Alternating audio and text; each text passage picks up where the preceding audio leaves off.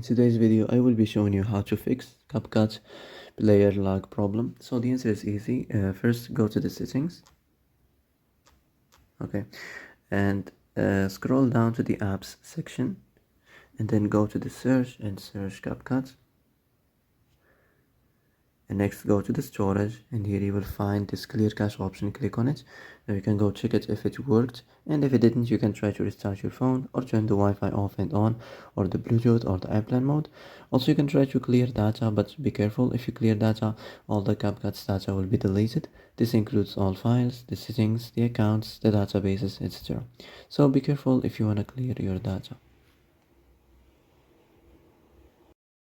So that's it for today's video. I hope this is the answer you've been looking for. If you like this video, don't forget to like and subscribe. And that's it. See you in the next video.